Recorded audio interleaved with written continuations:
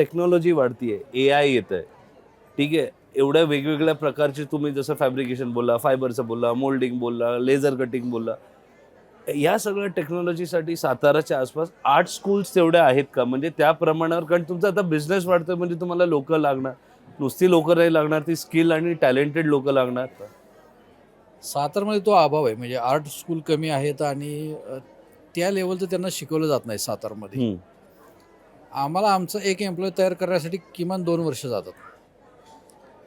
त्याला ते डिझाईन शिकवणे, त्याचा बरोबर. अवेअरनेस क्रिएट करणे, त्याचा मशीन कशी वर्क करते, तुझं काम डिझाईन केलेलं काम मशीनमध्ये कसं निघतं, त्याला हॅबिच्युअल होण्यासाठी 1-2 वर्ष जातात. म्हणजे पूर्ण त्याला घडेपर्यंत सगळं करून. आमच्याकडे काही एम्प्लॉय असे आहेत की 10 वर्ष सोडलेलंच नाही.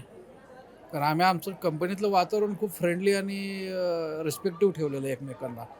त्यांना असं वाटत नाही की सोडून जावं. जे काही येतात सोडतात, त्याचा गोल शॉर्ट टर्म असतो. पण आमच्याकडे लॉंग टर्मचे एम्प्लॉय पण खूप आहेत की 10-10 वर्ष झालं आम्हाला त्यांनी कधीच जाऊ का म्हणून पण विचारलेलं नाही कधी.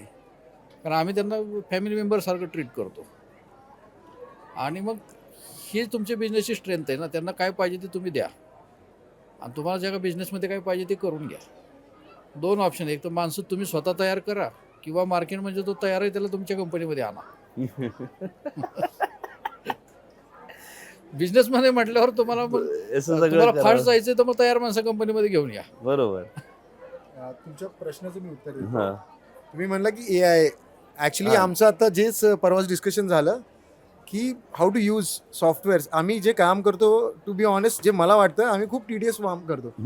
जे माझा मुलगा करतोय, 4 लोक करतात, ते सॉफ्टवेअर करेल. पण ते सॉफ्टवेअर यूज कसं करायचं तेच मी स्वतः आणि आम्ही दोघं ट्रेनिंग घेतोय. माझं गोल अजून एक गोल यात आहे, how to use AI and technology. आता फॉर एक्झाम्पल जे मोल्ड मी आता बोलत होतो, 3D मशीन करतं.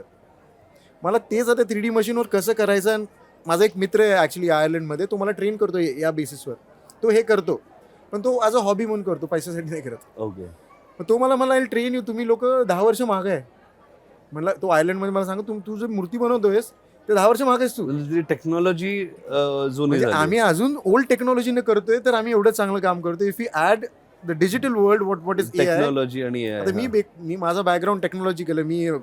आम्ही आमचा AI सॉफ्टवेअर आम्ही स्वतः बनवलेला, which works for is similar to आपलं जे ग्रो म्हणतो. अच्छा. पण ते फक्त लिमिटेड लोकांसाठी होतं.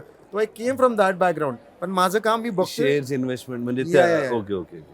सर, मला ते युटिलाइज करायचं. पण नाव वेजेस आम्ही थोडंसं स्टक आहे हे आमचं सेटअप करण्यासाठी. एकदा एक सेटअप झाले की आमचं विदिन आफ्टर मार्च आमचा तोच गोल आहे की to make a software for artist, की ज्यातनं तुम्हाला एवढी मेहनत करायची गरज नाही. जो आर्टिस्ट आहे, कलाकार आहे, त्याचं काम कसं. फॉर एक्झाम्पल आता एक लाईव्ह पेंटिंग आहे आमच्या स्टॉलमध्ये, त्याला 22 दिवस लागले ती बनवायला.